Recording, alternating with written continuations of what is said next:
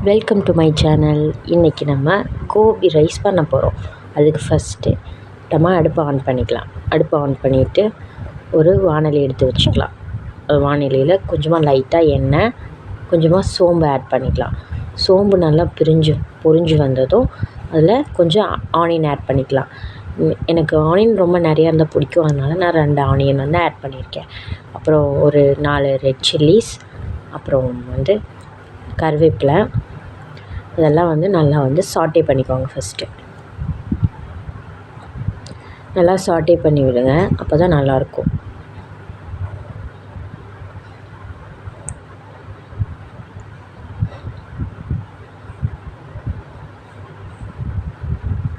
நல்லா சாட்டே பண்ணதுக்கப்புறம் கொஞ்சமாக ஜிஞ்சர் கார்லிக் பேஸ்ட் நல்லா ஆட் பண்ணிக்கோங்க.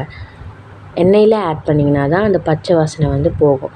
அதையும் நல்லா வந்து நம்ம சாட்டே பண்ணிக்கலாம். எண்ணெயிலே நல்லா சாட்டே பண்ணால் தான் வந்து அந்த பச்சை ஸ்மெல்லெல்லாம் போய் கொஞ்சம் நல்லாயிருக்கும்.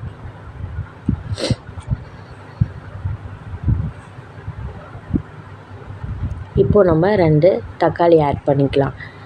தக்காளி ஆட் பண்ணிவிட்டு அது மேலே கொஞ்சமாக வந்து சால்ட் ஆட் பண்ணிக்கலாம். தக்காளி மேலேயே வந்து சால்ட் ஆட் பண்ணால் அது வந்து கொஞ்சம் நல்லா வந்து குழஞ்சி நல்லா வேகும்னு சொல்லுவாங்க. ஸோ அதுக்கப்புறம் கொஞ்சமாக மஞ்சள்தூள், அப்புறம் கொஞ்சம் சில்லி பவுடர், கொஞ்சம் கரம் மசாலா, கொஞ்சம் கொரியாண்டர் பவுடர், இதெல்லாம் போட்டு நல்லா நம்ம மிக்ஸ் பண்ணிக்கலாம். ஸோ உங்கள்கிட்ட என்ன மசாலா அவைலபிளாக இருக்கோ அது எல்லாமே போட்டுக்கலாம். ஸோ கோபி ரைஸ்க்குன்றப்போ கொஞ்சம் நல்லாவே இருக்கும்.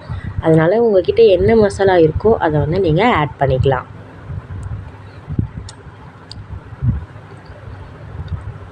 ஆட் பண்ணதுக்கப்புறம் நல்லா சாட்டே பண்ணி விட்டுருங்க. நல்லா கலந்து கொடுத்துருங்க.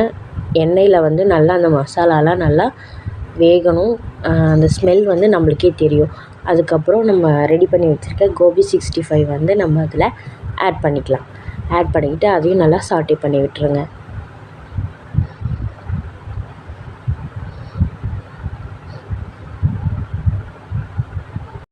நெக்ஸ்ட்டு நம்ம ரெடி பண்ணி வச்சுருக்க ரைஸை வந்து இதில் ஆட் பண்ண போகிறோம். கொஞ்சம் கொஞ்சமாக ஆட் பண்ணி வந்து நம்ம கலந்து விட்டுக்கலாம்.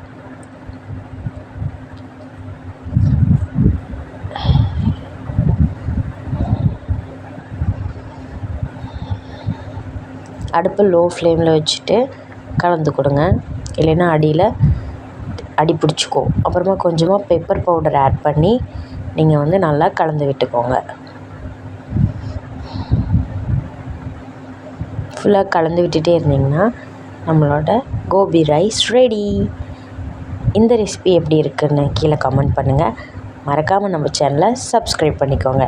எப்படி இருக்குன்னு கமெண்ட்டில் சொல்ல மறந்துடாதீங்க. பாய் guys. Thank you for watching.